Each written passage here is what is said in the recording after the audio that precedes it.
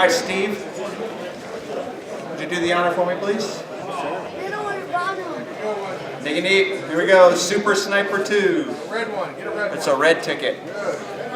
That's me. I got red. Here we go. Red ticket number 70281. Wait for it. 7702817. Do we have a winner?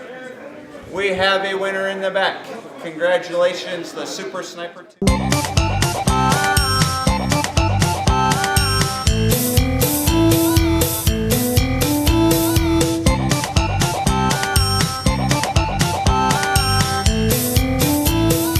Alrighty folks, it's Farrell once again with Crowd Surfing. We thought we'd come down and check out the RC swap meet. Really not sure what to expect, so let's go talk to some people and find out what it's all about.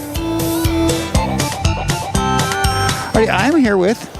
My name's Jeff Zemke. I go by Z-Man. And Jeff, can you tell me a little bit about what's going on down here today? Well, today is the 10th annual Falcon RC Union Station Swap Meet. We do this every year. We have about 400 or 500 people come in, dealers from all around the state of Utah, some up in Idaho and some down in Las Vegas have come up today, and they brought all their stuff to basically do a nice big swap meet.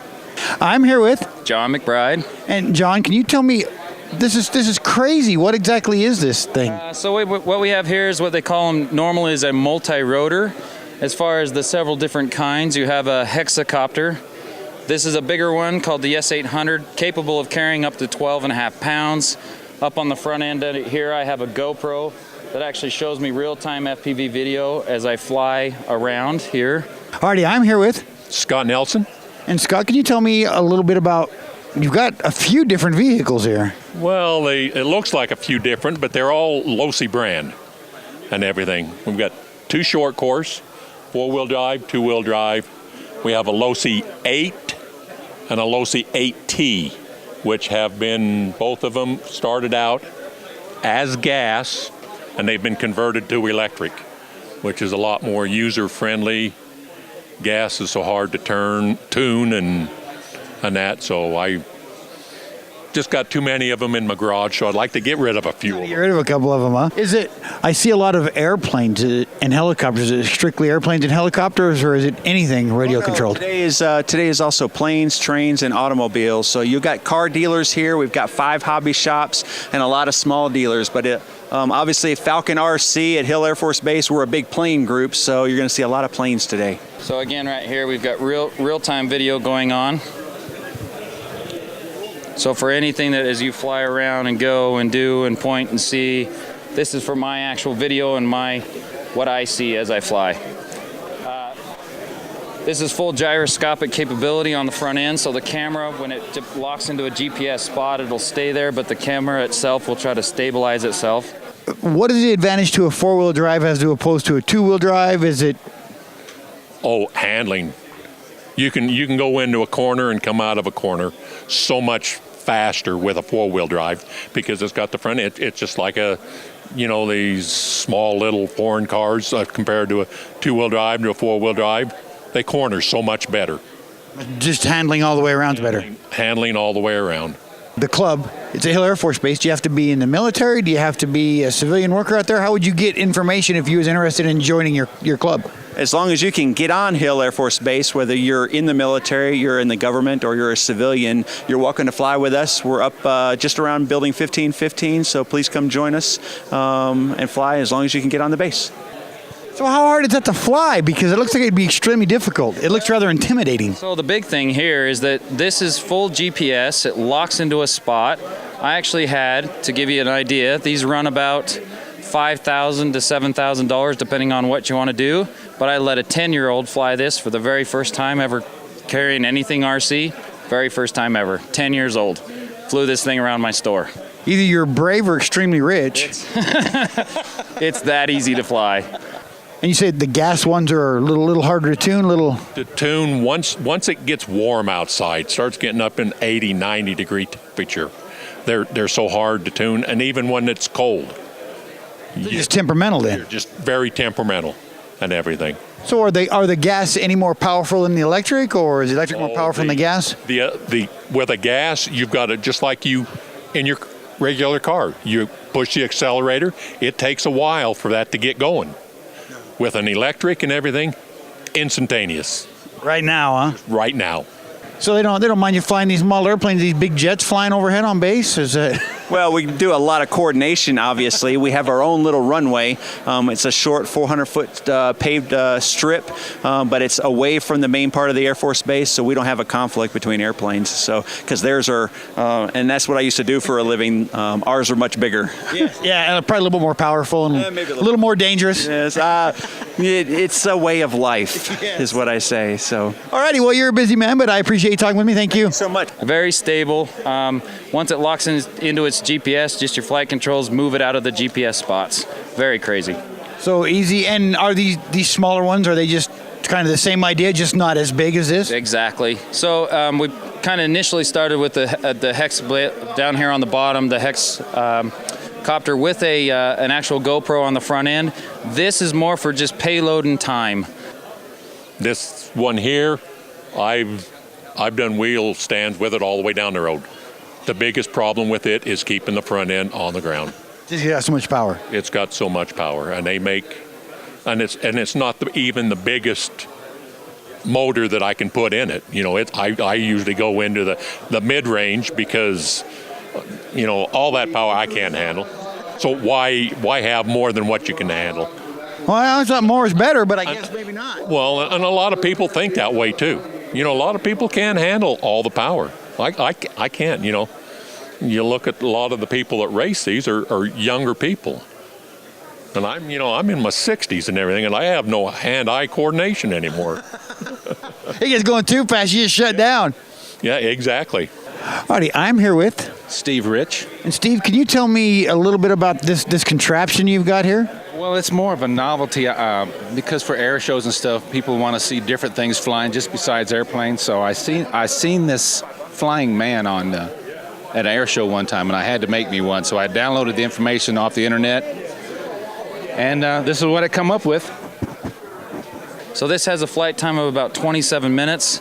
Can stay in a stationary spot for at least that long with video output as it's flying.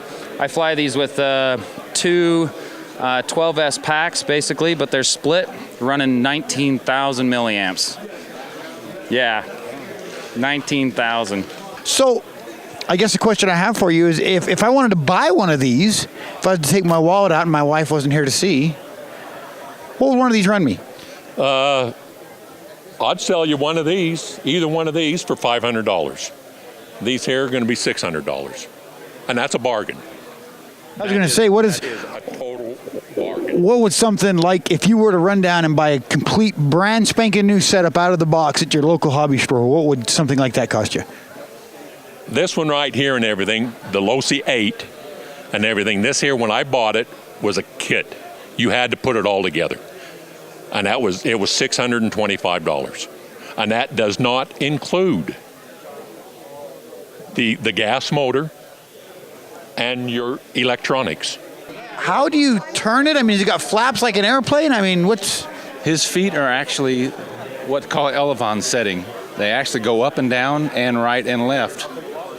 So the feet control the body. It's not designed to fly. The characteristics are not like a regular airplane. They're a little different. It flies slower, but it turns heads when it's painted up and it has a real picture of your face on there, and it flies overhead. It looks like a real person. I bet it does. Put a cape on it and make it Superman. And Actually, the guy that did him, he has a cape on his. He has his professionally painted like Superman, and it looks real. very cool. So, see, Bill, this is what we need to get, and then we can have some awesome shots as we're flying across. That'd be awesome. That's right. Gotta hire this guy to do it. I don't know which, but...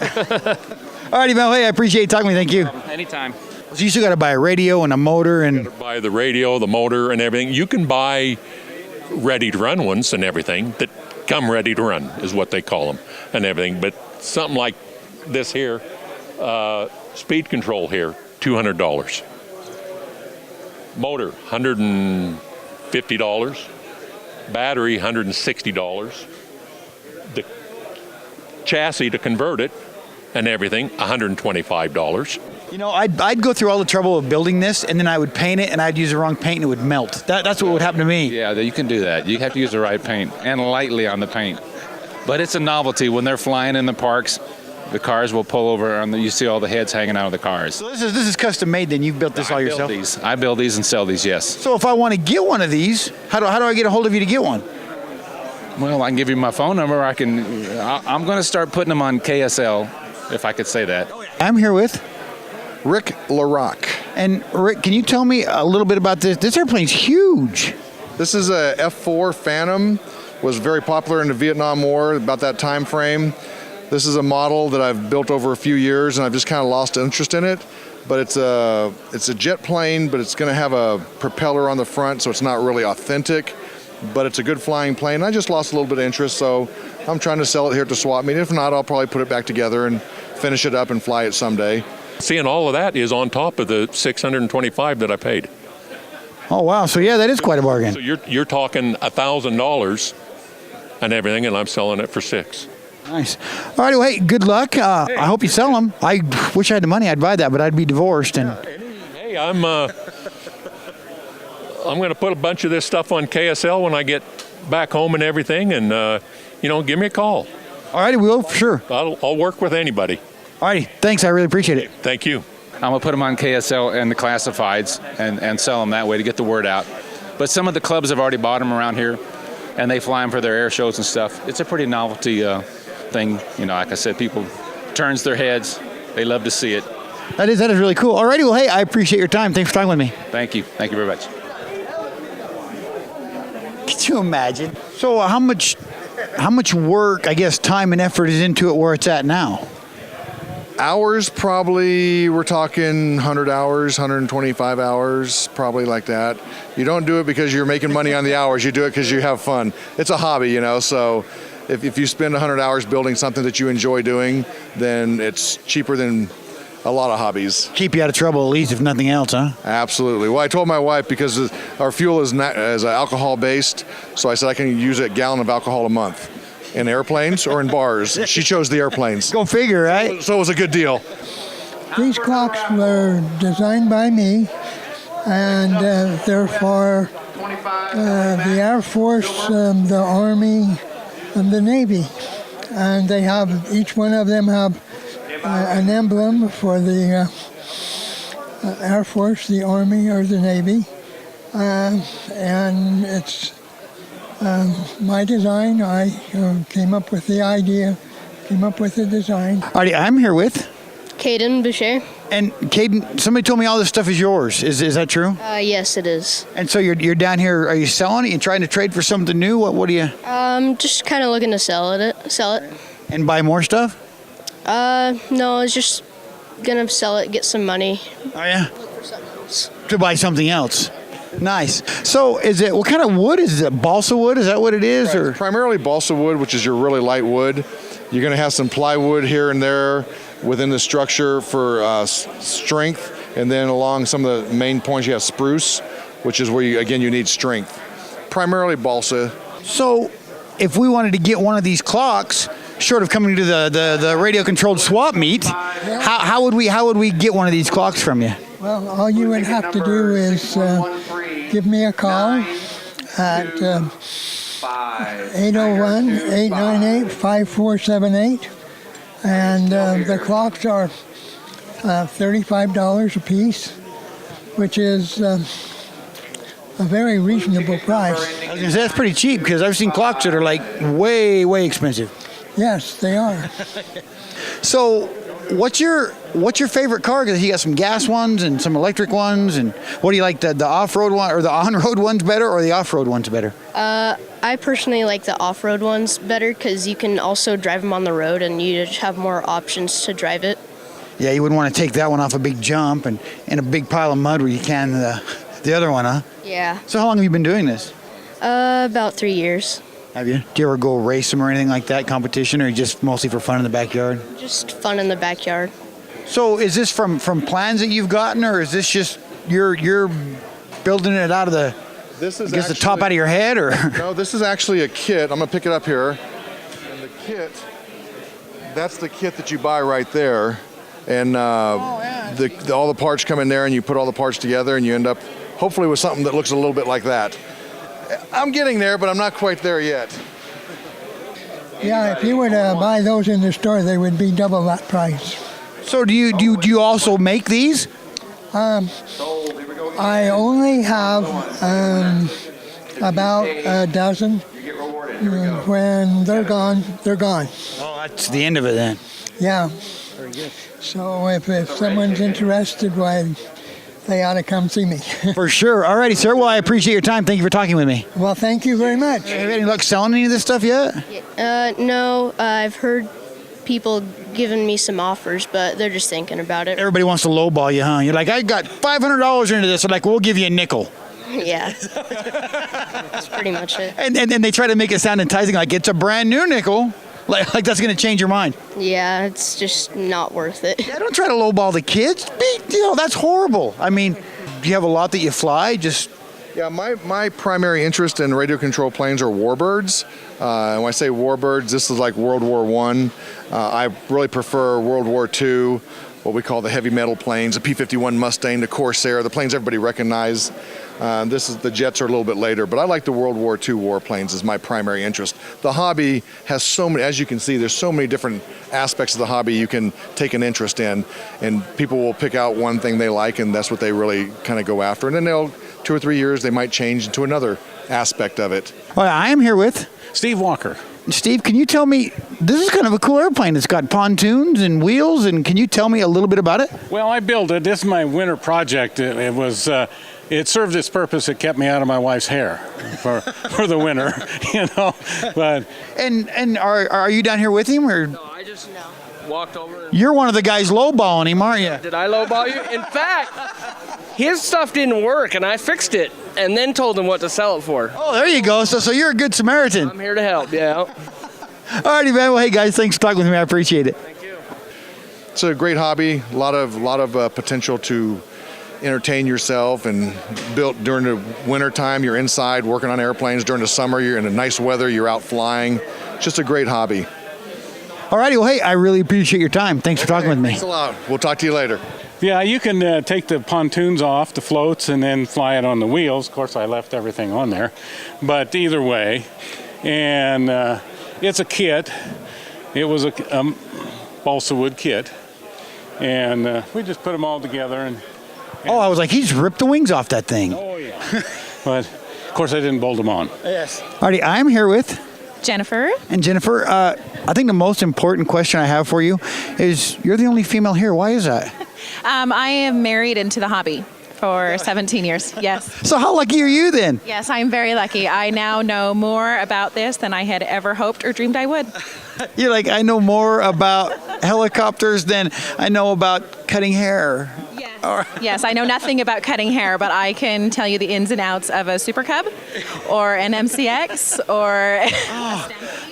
See, now I don't feel like a man because I have no idea what you just said about any of that stuff. Oh, see, that means you just need to come on down to the store. Yes, I do need to. Alrighty, I'm here with Jason Young. And Jason, can you tell me a little bit about your airplanes you got here? Well, we're running kind of low now, but I've got the E-Flight Mustang with a brushless motor setup, E-Flight Corsair with a brushless motor setup, and over there is an F-35 that I built from templates out of Depron foam.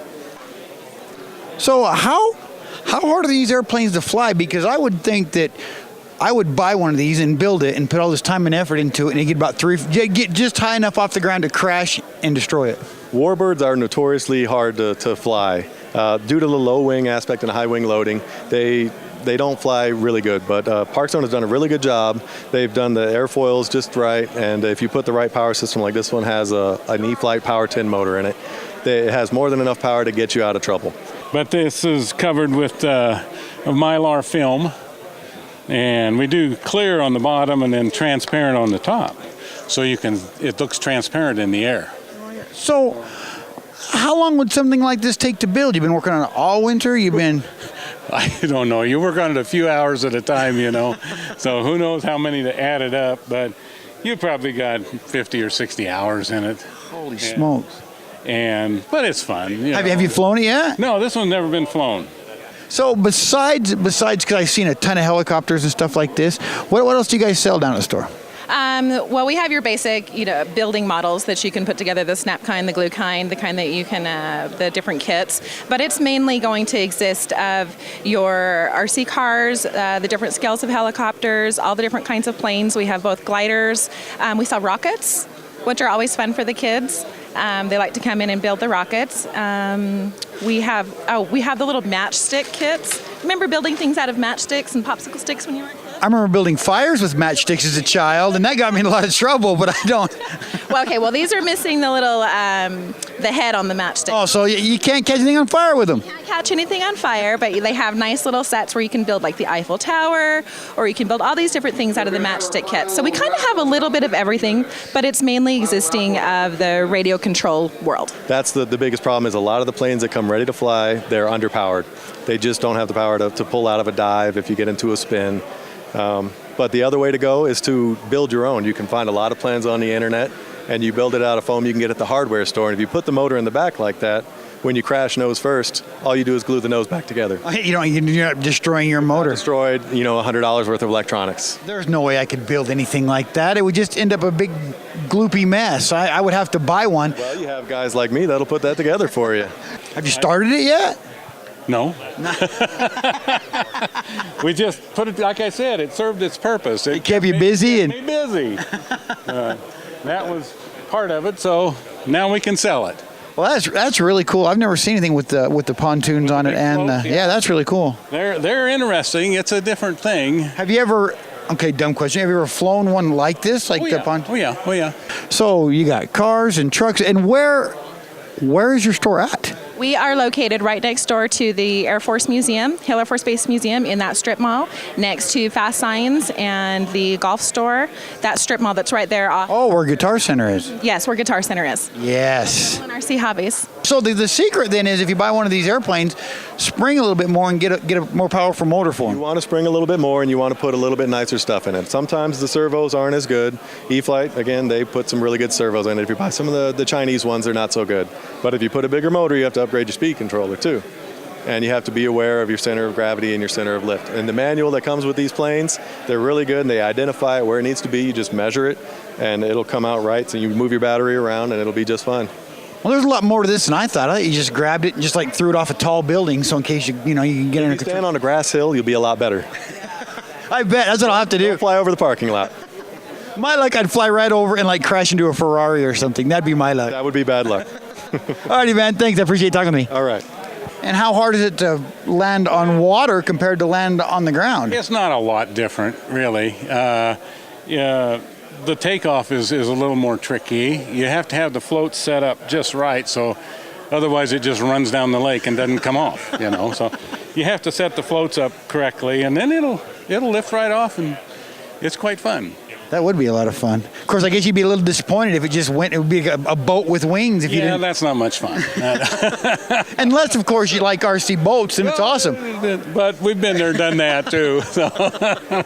All righty. Well, hey, I really appreciate you talking to me. Thank you. Nice. Oh, I just had the best idea ever. You should get your husband and make him go to a beauty salon or something. Make him get his toes or something done and say, see? I'm not going to lie. I may or may not have dragged him down to get a pedicure before. Oh, and you made him do it? I made him do it. Oh, he's such a sissy. He's a sissy, huh? He liked it.